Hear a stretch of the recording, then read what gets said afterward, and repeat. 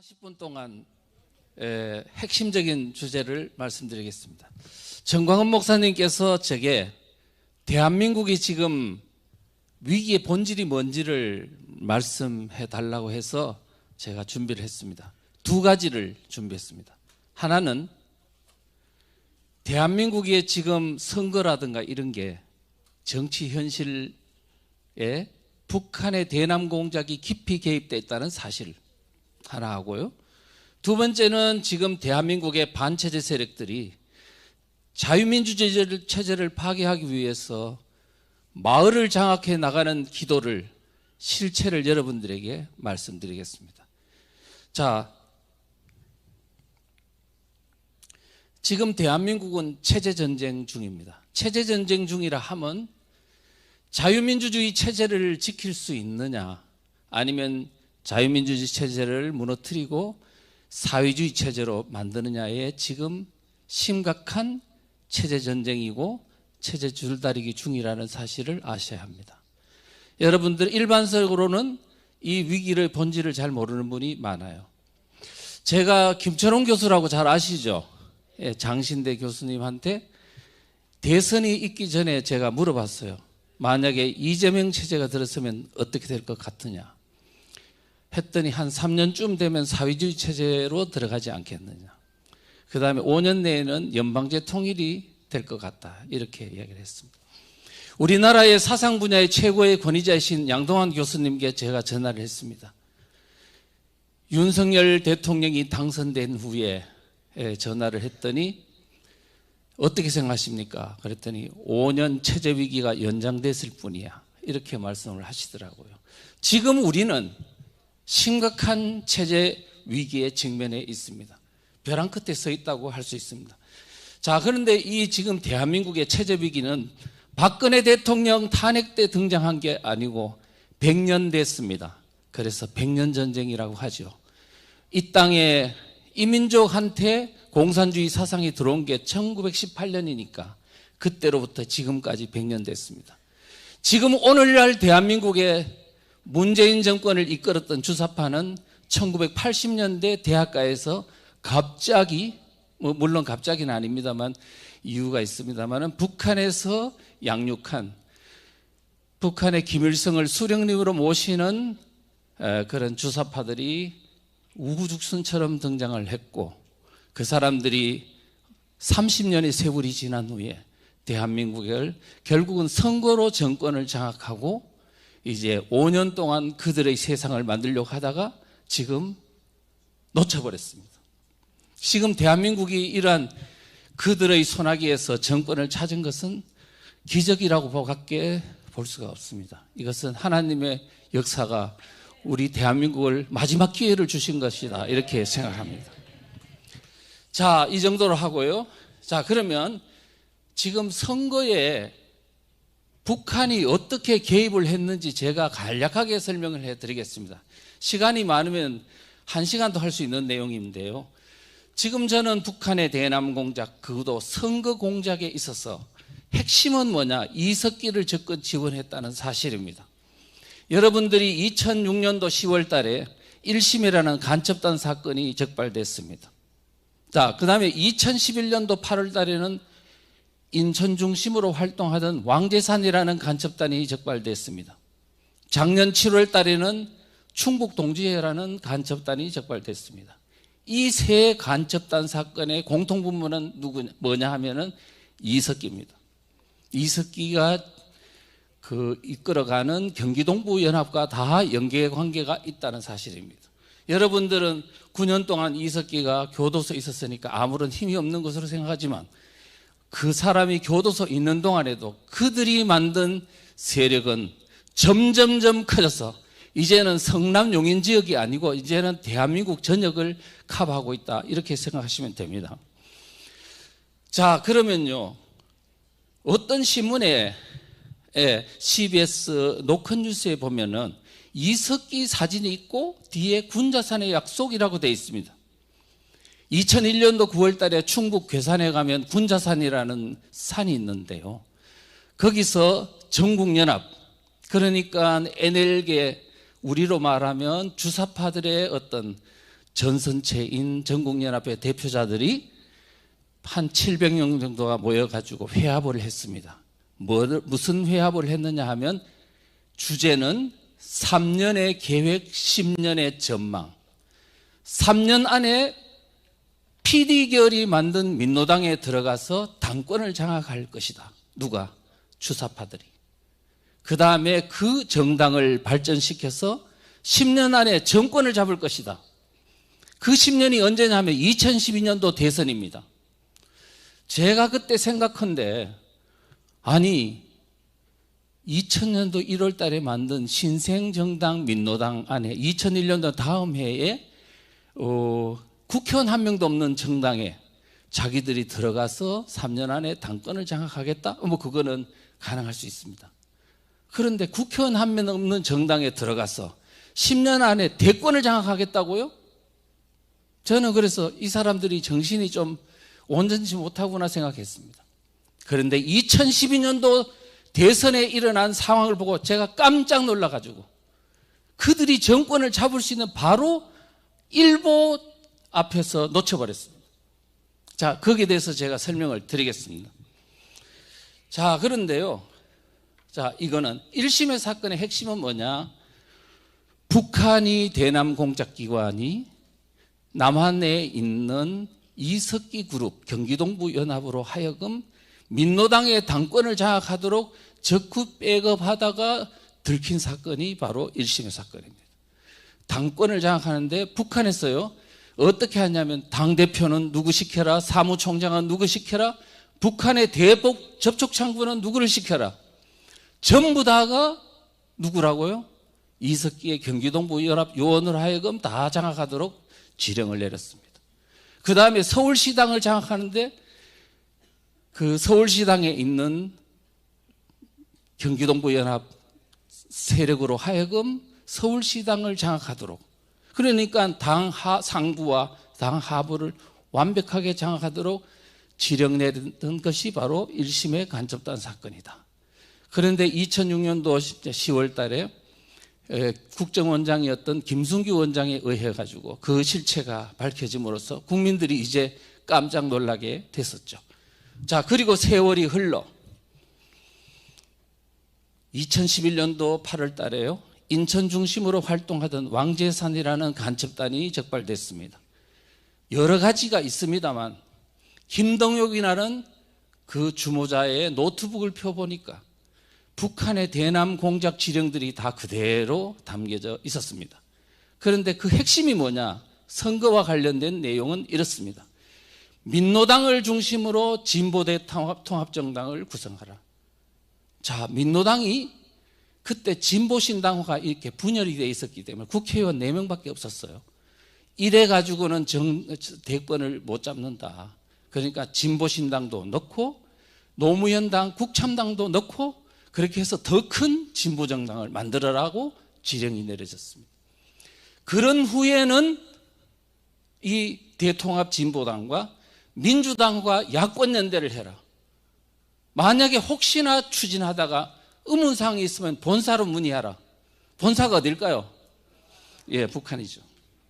그렇게 지령을 내렸는데 결국은 왕재산이 선거 전에요. 이게 들통이 나가지고 다 까발려졌습니다. 그런데 대한민국 국민들은 까마득히 북한의 대남 공작이 선거에 어떻게 개입하고 있는지 전혀 아는지 모르는지 그냥 지나갔습니다. 자, 그런데 결과는 어떻게 됐을까요? 북한이 주장한 대로 대통합진보당, 통진당이 만들어지고 민주당도 준비가 되고 결국은 12월 달에 야권 연대를 할 수 있는 준비를 다 마친 후 조용히 기다리고 있다가 총선, 2012년도 4월 총선이 있었는데 한 달 전에 국회 식당에서 조용히 이제 야권 연대 결성식을 했습니다. 그래서 통진당과 이석기가 당원을 장악하고 있는 통진당과 민주당이 이제 총선과 대선에서 단일 후보를 내세우는 야권 연대를 하겠다고 결의를 했습니다. 자, 그렇게 해서 통진당이 있잖아요. 민주당의 지원을 받아가지고 국회의원 13명 당선되고 국민 지지율 10.3%를 얻었습니다. 득표율은 220만 표를 얻었습니다. 놀랍습니다. 그런데 지금요, 국민 지지율이 10.3%인 통진당과 지금 그냥 나와도 박근혜를 이길 수 있는 문재인 후보를 하는 민주당이 이제 야권 연대를 해서 합쳐지면 그건 제가 볼 때는 그때 당시에는 반드시 이 야권 연대파가 승리하게 돼 있습니다. 그래서 이제는 대한민국이, 저는 그렇게 생각했습니다. 이제 대한민국이 60년의 역사를 끝으로 자유민주주의 체제는 종결되는구나 이렇게 생각하면서 돌을 30kg짜리를 머리에 쥐고 사는 것 같은 고통이 계속 밀려왔습니다. 국민들은 너무 모르고 있구나. 지금 북한의 대남 공작이 이토록 심각하게 개입하고 있는데도 우리는 거기에 대해서 내몰라라는 모습을 보면서 대한민국은, 제가 그때 항상 이야기했던 거는, 대한민국의 지금 국민들은 어쩌면 성경에 나온 소돔과 고모라보다 더 못하다, 의인을 찾을 수 없다, 내가 그렇게 말을 한 적이 있습니다. 자, 그랬는데 어쨌든 간에요, 그럼에도 불구하고 대한민국에는 기도하는 분들이 있어가지고 이게 기회가 정말로 어처구니 없는 데서부터 튀어나왔습니다. 통진당 내분 사태가 일어났던 거죠. 비례대표 부정선거를 둘러싸고 이석기가 워낙 부정을 많이 했기 때문에, 그래서 그것 때문에 5명이 구속되는 사태가 일어났고, 그것이 언론에 노출되면서 2개월에서 3개월 동안 언론에 이제 통진당이 그 안에 무슨 일이 있는지, 민노당이 무엇이고 1심회가 무엇이고 그 다음에 왕재산 사건이 무엇인지가 계속 언론에 노출됐어요. 그랬더니 국민들이 그제서야 놀라가지고 통진당과 야권연대를 지지를 철회하기 시작했습니다. 그래서 통진당의 지지율이 10.3%에서 2%, 3%까지 떨어졌어요.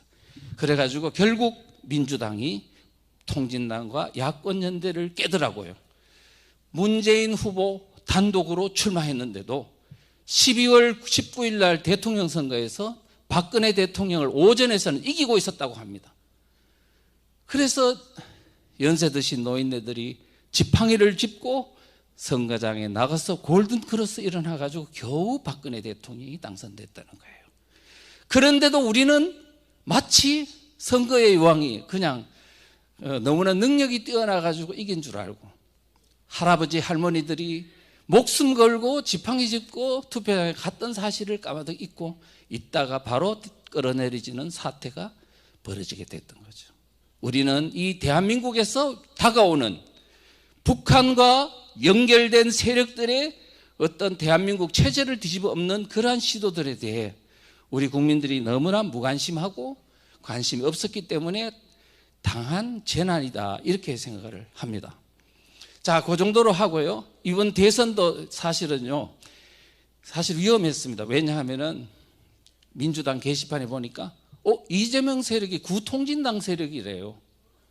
지금 그러면서 이번 선거 경선 결과에 따라 민주당을 지킬 수 있을지 아니면 저 미친 통진당 세력의 통째를 빼앗길지 결정되는 것으로 보이는구려. 이거는 제가 만든 게 아니고 민주당 게시판에 있는 거예요. 자, 실제적으로 보면은 이재명과 이석기 그룹 경기동부연합이 어떻게 한몸이 됐는지는 이미 그들의 문건에 보면 용성총련이라고 90년도 초반에 있었던 용성총련에서부터 변호사를 했다는 거예요. 그러니까 오래됐죠.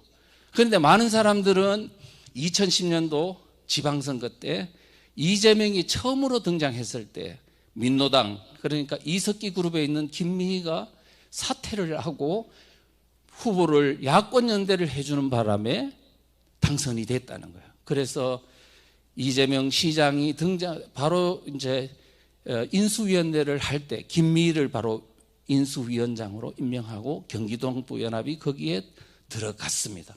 그때부터 이제는 새로운 어떤 운명 공동체가 됐다는 평가들이 나옵니다.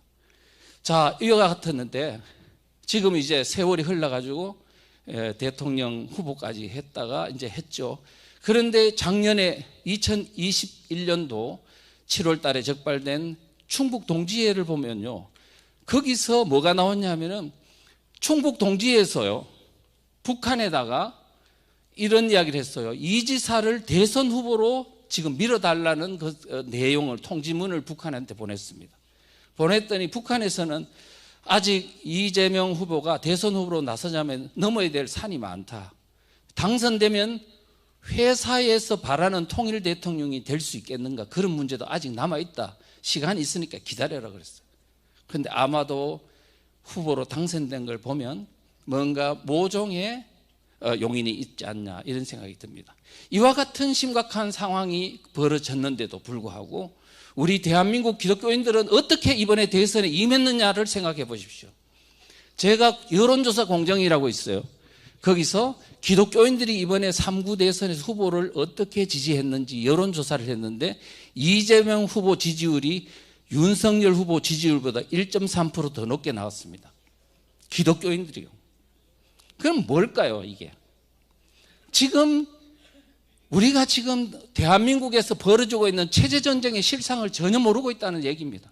일반 국민들보다 더 모르고 있다는 얘기예요. 이거는 오늘 우리가 지금 뭐냐면 깨어있는 우리가 대한민국을 위해서 어떻게 해야 될지를 여실히 보여주는 그런 어떤 징표가 아닌가, 이렇게 생각을 합니다. 그래서 앞으로 지금 부흥사 목사님들께서 정말 오늘 대한민국의 이 위기를 돌파할 수 있는 국민 깨우기 운동은 무엇인가, 과연 사상 문제를 교회에서 이제나 가르치지 않으면 안 된다는 절체절명의 위기에 직면해 있다, 이렇게 말씀을 드립니다.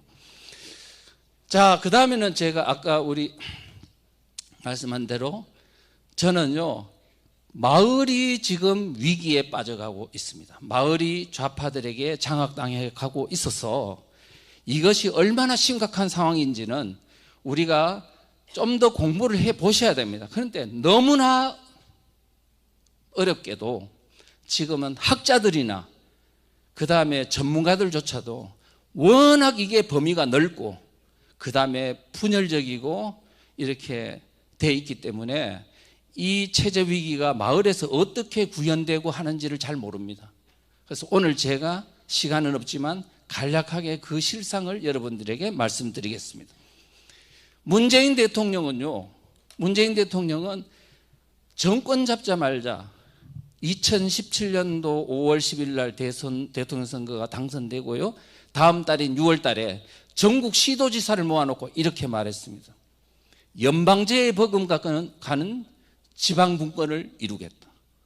그때 많은 사람들은 워낙 중앙집권화가 되어 있기 때문에 이제는 지방의 이런 예산도 많이 주고 권한도 부여하기 위한 어떤 선의적인 것으로 생각을 했습니다. 그런데 사상을 모르기 때문에 그렇게 판단을 하는 겁니다.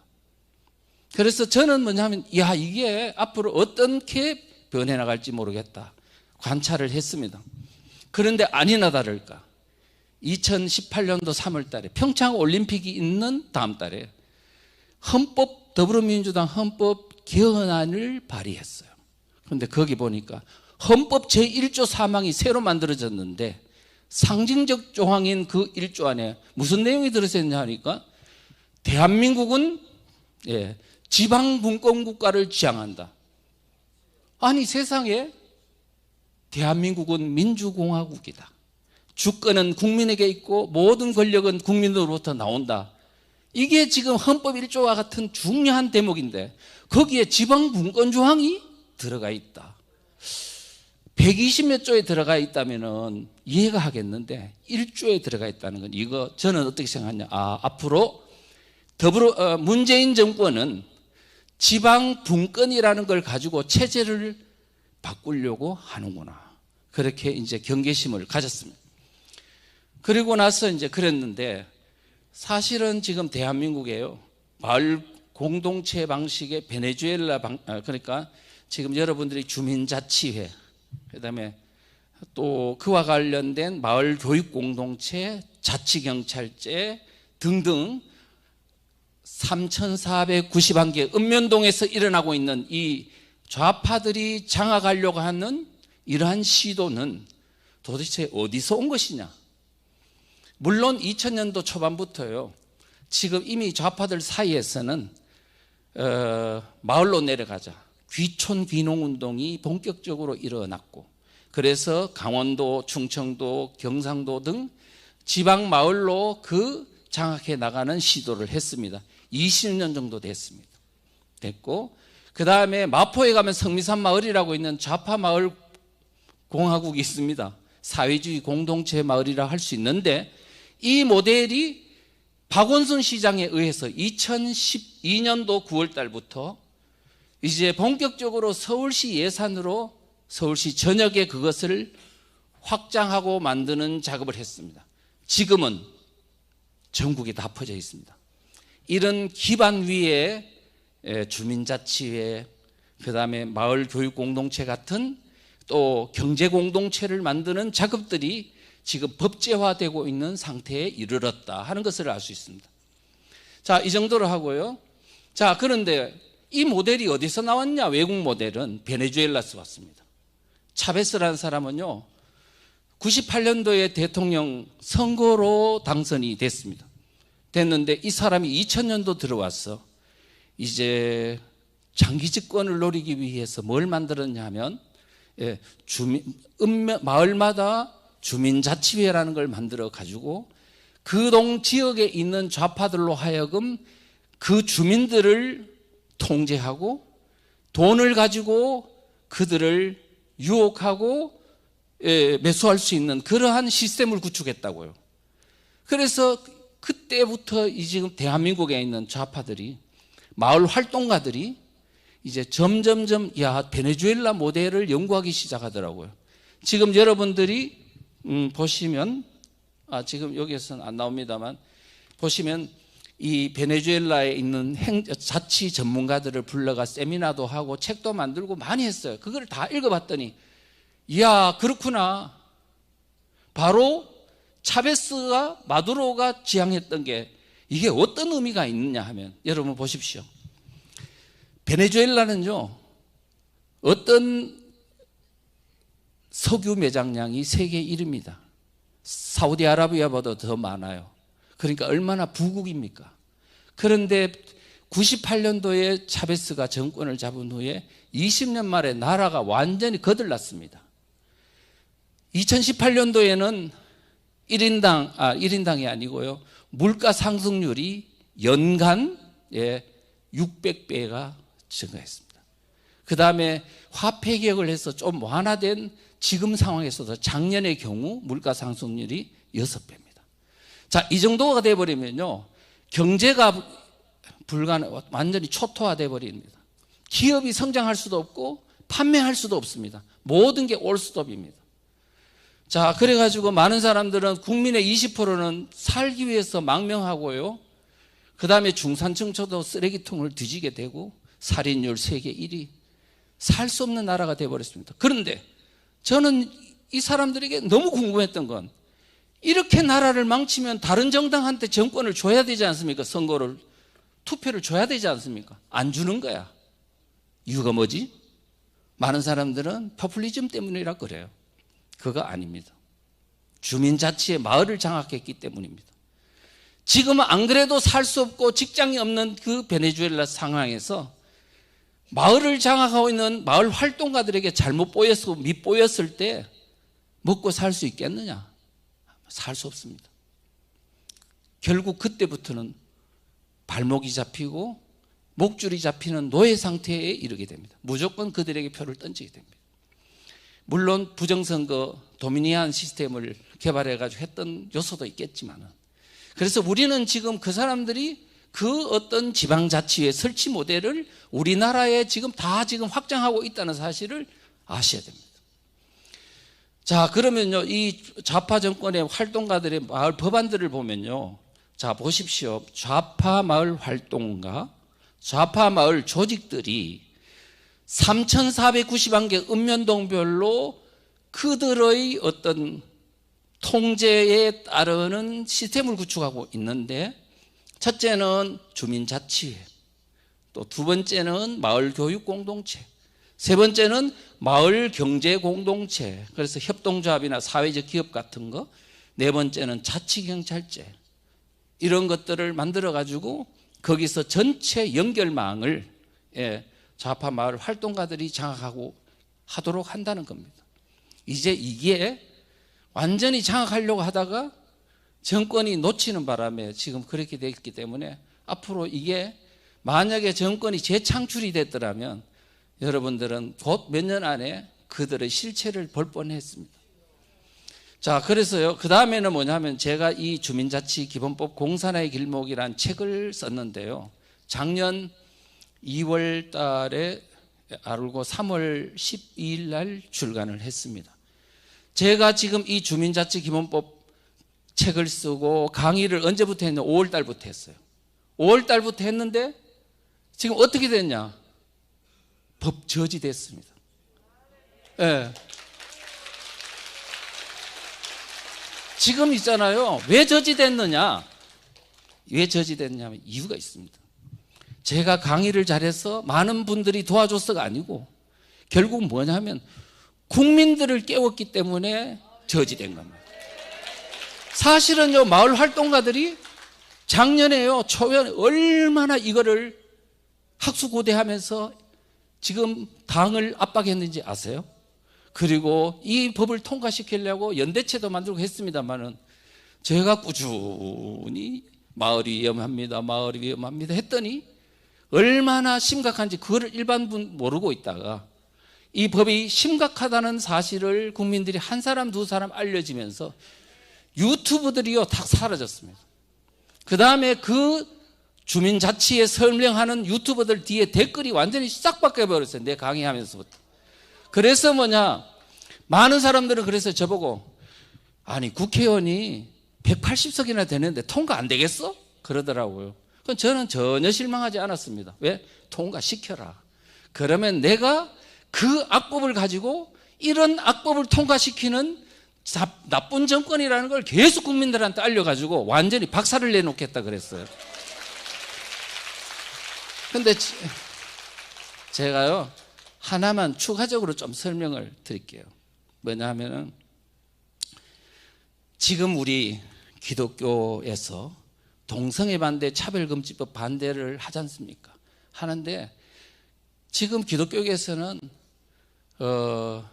주민자치기본법 이 같은 거는 정치적이고 우리 종교분리에 어긋나기 때문에 이거는 할 수 없다라고 이렇게 머뭇거리는 경우가 많거든요. 그렇지만 사실은 이 주민자치기본법은 어마어마한 독소조항이 있다는 것, 그런 거를 우리가 꼭 아셔야 된다는 말씀을 드립니다. 자, 주민자치기본법의 제일 독소조항이 큰 게 뭐냐 하니까 7조입니다. 7조.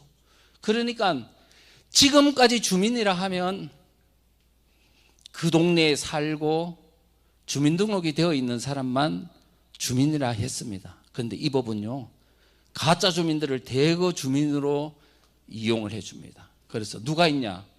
재외동포, 조선 쪽 같은 사람이 있잖아요. 110만 명이나 되는데 그거를 주민으로 인정해 주겠다는 거야. 외국인도, 장기 체류 외국인도 인정해 주겠다는 거예요. 중국 유학생도. 자, 이렇게 되면 어떻게 될까요? 대한민국의 3,490만 개 읍면동 하부 구조에 공산주의 사상을 가진 사람이 대거 물밀듯이 들어옵니다. 그러면 차이나타운 반대운동, 이슬람 반대운동 할 수 있을까요? 없을까요? 불가능합니다. 자, 그 다음에 그 읍면동에 사는 기관 사업체에 있는 근무하는 모든 사람, 그러니까 누가 들어오느냐 하면 지금 민노총이 산별노조가 돼 있고요, 지역별 조직은 시도에다가 시군구 정도가 조직되어 있습니다만 이게 통과되면 읍면동에 소재하고 있는 기업체 있잖아요. 대기업, 중소기업, 조그마한 소기업까지 또는 기관이니까 좌파단체들, 인권단체, 환경단체 이런 것까지 거기에 있는 모든 직원이 주민이 되면 이제 바야흐로 민노총의 하부구조가 읍면동 조직이 생깁니다. 지금 이렇게 되면 대한민국은 바야흐로 민노총 공화국의 이제 통제를 받아야 된다는 사실입니다. 지금 이와 같은 무서운 얘기들이 진행되고 있는데 거기에 대해서 내몰라라 하는 것은 정말 대한민국이 국민이기를 포기한 것이다, 이렇게 이제 생각합니다.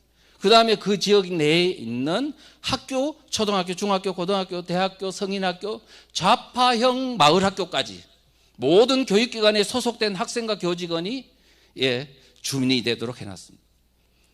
지금 이런 것을 보면 이게 읍면동에다 완전히 좌파들이 그 마을 주민들을 완전히 장악할 수 있는 그런 걸 하고 거기에다 마을 활동가까지 다 연대할 수 있는 마을 공화국을 만들려고 하는구나 하는 것을 우리가 아셔야 됩니다. 교회 교인들은 어떤 게 있냐 하면 많은 피해가 예상이 됩니다. 이 법은 제가 볼 때는 차별금지법보다 훨씬 더 위험합니다. 왜 그러냐고 물으신다면 제가 설명을 이렇게 드리겠습니다. 차별금지법은 통과된다면 정부 기관이 위법했을 때 통제를 하게 될 겁니다. 그런데 주민자치회에서 예를 들어 이 법이 통과된다면 바로 읍면동에 있는 주민자치회가 그를 감시 통제를 하기 때문에 이제 이웃이 우리를 통제한다고 보면 고통지수가 훨씬 더 커졌을 겁니다. 자, 그런데요, 이 법을 한번 보자고요. 주민자치기본법에 성별, 신념, 종교, 인종 등에 따라 차별받지 않는다고 되어 있어요. 성별, 젠더 개념을 의미합니다. 신념, 사상을 의미합니다. 차별금지법에도 이런 내용이 다 있어요. 저는요, 제가 이렇게 생각합니다. 제가 왜 혼자 이렇게 혼자가 아니고 여러 이제 소수의 어떤 지지 세력들이 이제 도와주시고 또 강의를 하고 했는데 이게 저지가 되고 온 교회 기독교인들이 다 달라드는 차별금지법은 왜 이렇게 힘드냐, 저지가. 저는 이유를 다 알고 있습니다. 왜 그러냐 하면 우리가 차별금지법 안에는요, 사상에 대한 차별금지 내용이 있거든요. 무슨 얘기냐면 공산주의, 사회주의, 주체사상과 같은 정치적 이데올로기에 대해서 차별하면 안 된다는 조항이 있는 거야. 그러면 그걸 가지고 사실은 막으면 국민들이 이해관계가 있기 때문에 안 돼, 그건 안 돼 하면서 동참할 거 아닙니까? 그런데 교회에서는 이거는 교회 관련 법인 줄 알고 동성애 반대만 주구장창 주장하니까 그러면 그럼 차별금지법, 이거 교회에 관련된 법이니까 교인들이 알아서 할 일이지.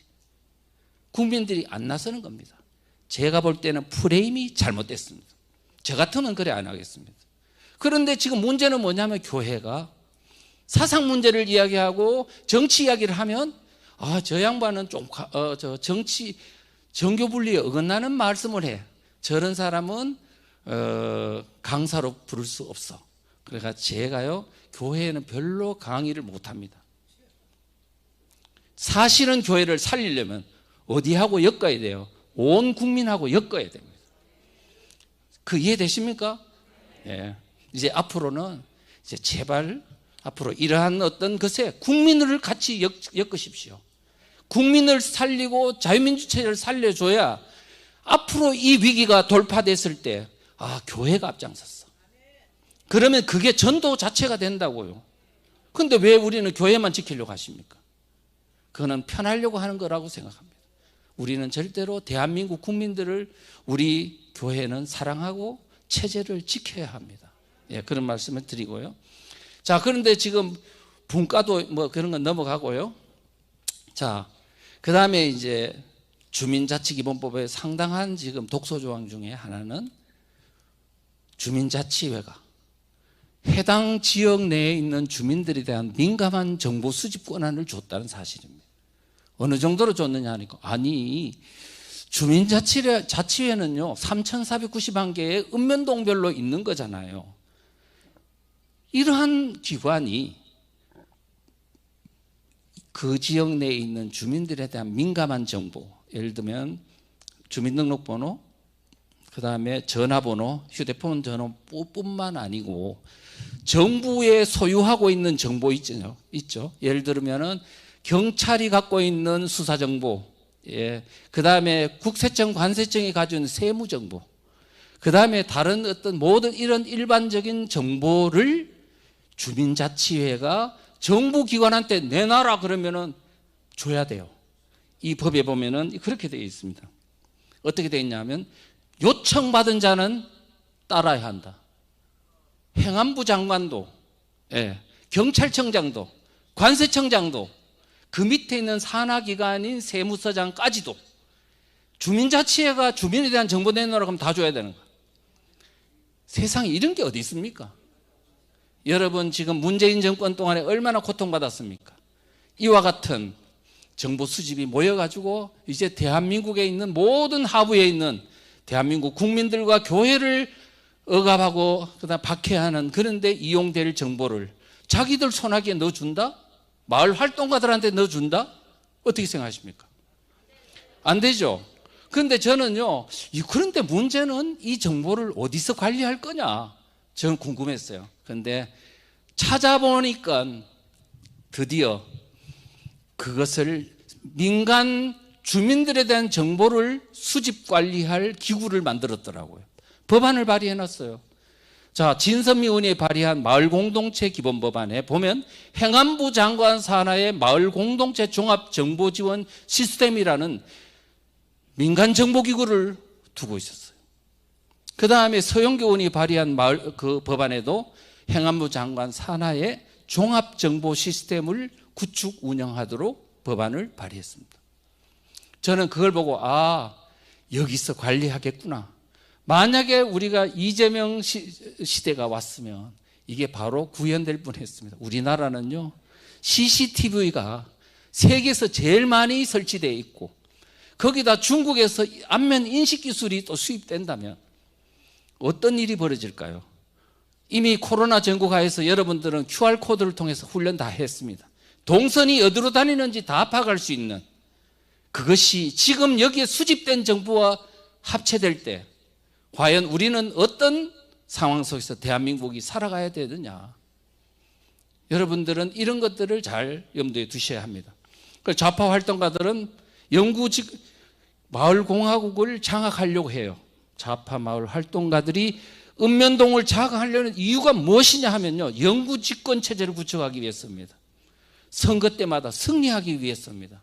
그래서 어떻게 할 것이냐, 무슨 권력을 잡으려고 마을 통치 권력을 장악하고 주민자치에 장악하고 마을 경제 권력 장악하고 돈 권력 말입니다. 그 다음에 마을 교육 권력을 장악한 그런 식으로 해서 이걸 그렇게 자기들의 뜻대로 이 나라를 체제를 바꾸려고 하는 것이다, 이렇게 생각할 수 있습니다. 그래서 시간은 없으니까 조금씩 단축하도록 하겠습니다. 사실은요, 이 주민자치회 같은 데 보면 이런 어떤 경제를 장악할 수 있는 그러한 어떤 권력을 많이 장악하고 있는데, 심지어는요, 이 주민자치회가 부동산을 소유할 수 있도록 해놨어요. 국가 부동산, 자치단체가 소유한 부동산을 저가로 매수하거나 아니면 무상으로 사용할 수 있는 권한을 부여해놓고, 만약에 이렇게 되면 거기다가 뭘 할 수 있느냐, 기업체로부터 기부금도 받을 수 있고 그 다음에 사업체도 운영할 수 있도록 다 해놓고, 만약에 거기 따른다면 앞으로 이 주민자치회는 부동산 사업을 할 겁니다. 주택개발을 할 거라 할지도 몰라요. 그렇게 되면 대장동 사태가 대한민국 하부의 3,491개 읍면동에 곳곳에서 부동산 개발이 일어날 것이고, 그 엄청난 돈이 어디로 흘러갈까요? 여러분, 그러면 지금 현재 대한민국을 그냥 주택하는 그런 하는 기업체들이 정상적으로 운영이 될 수 있을까요? 우리는 지금 그러한 절체절명의 위기 가운데 이제 눈을 부릅뜨고 그들의 실체를 알아야 될 때가 왔다. 그 다음에 교육 공동체에 관련된 건데요, 이미 교육부에서 다 자료를 배포했고 그 핵심의 내용은 이렇습니다. 뭐냐 하면은 읍면동에 있는 초, 중, 고등학교, 대학교, 성인학교, 그 다음에 좌파들이 운영한 마을 학교까지, 마을 도서관까지 모든 교육적 기능이 있는 건 통합관리하겠답니다.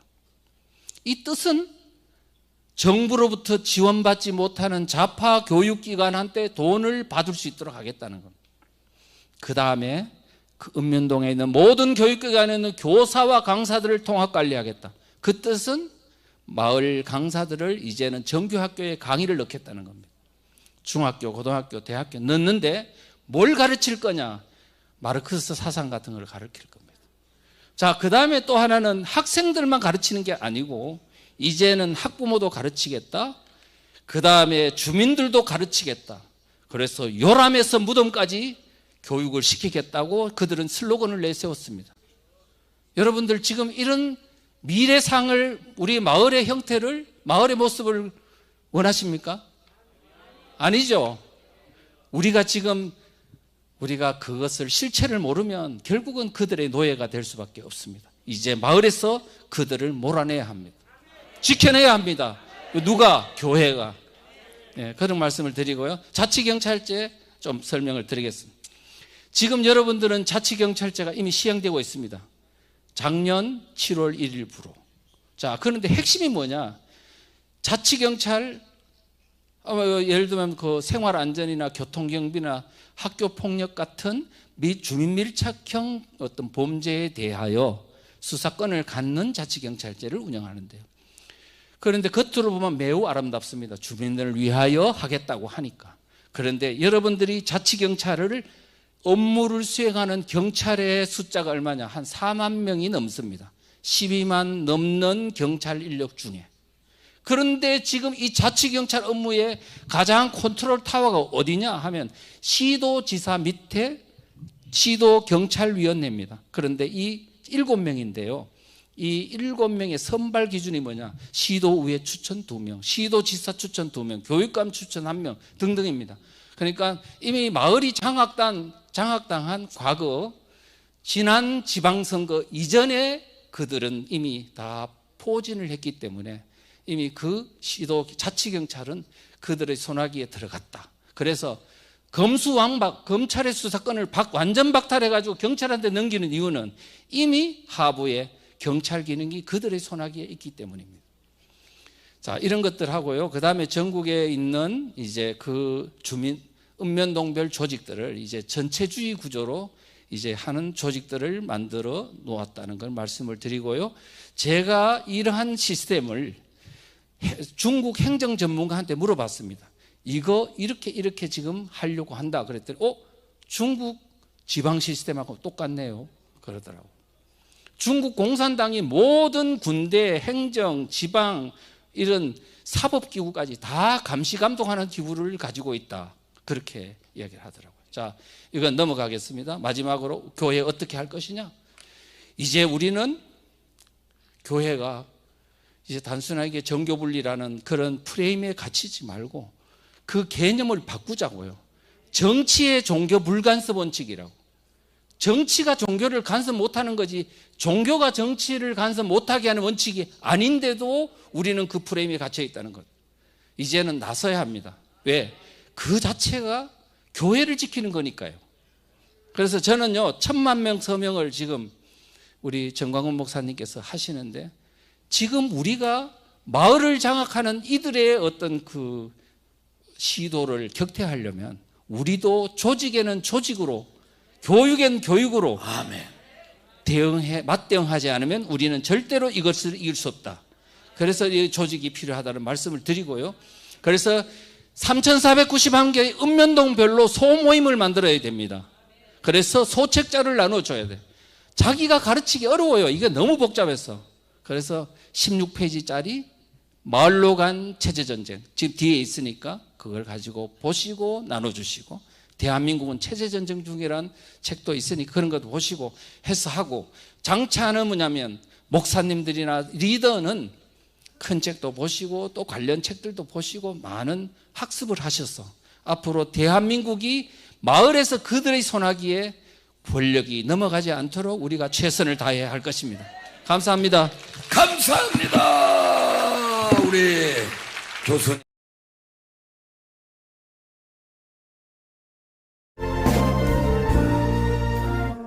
눈을 감지 마라. 오늘 내가 이곳에서 너와 함께함을 똑똑히 보라.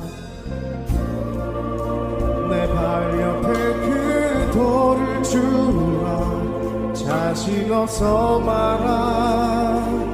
예비된 돌이 지금 내가 너와 함께 서 있을 것이라.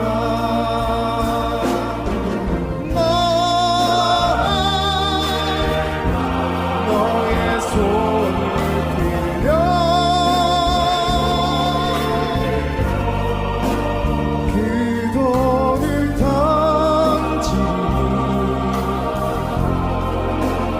두려워 마라.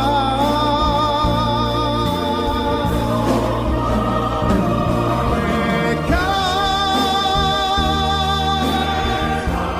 너에게 오는 승리를 줄 것이라.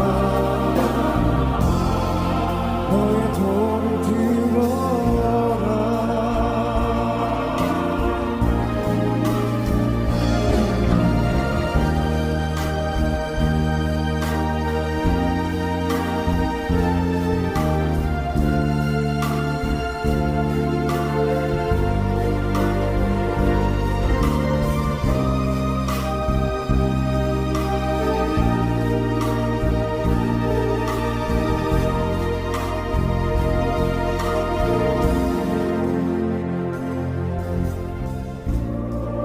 세상 나산 얼굴 하지마.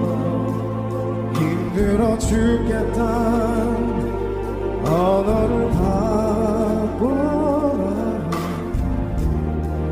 오늘 내가 이곳에서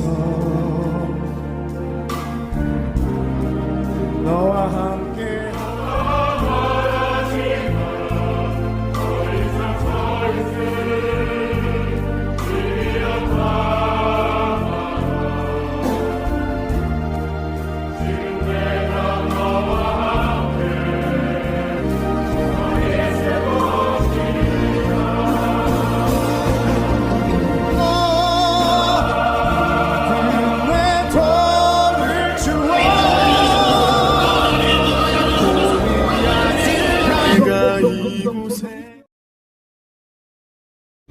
내 발 옆에 그 돌을 주라.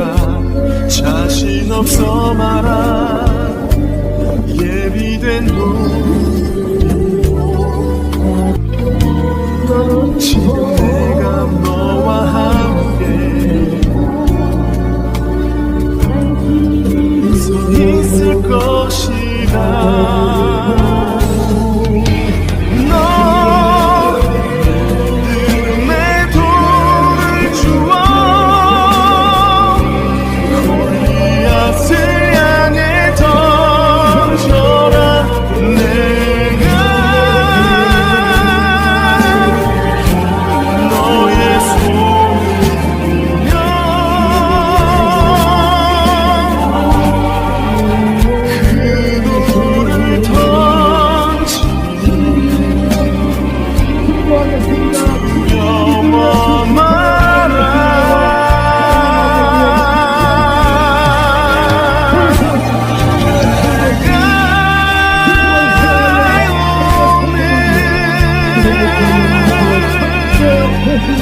승리를 줄 것이다.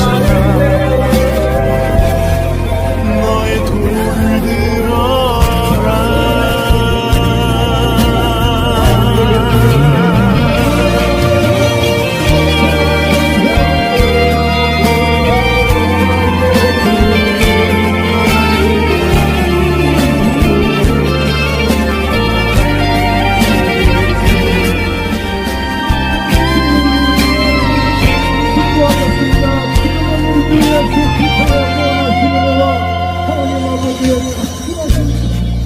세상 얼굴 하지 마라. 힘들어 죽겠다. 오늘 내가 이곳에서 너와 함께함을 똑똑히 보라.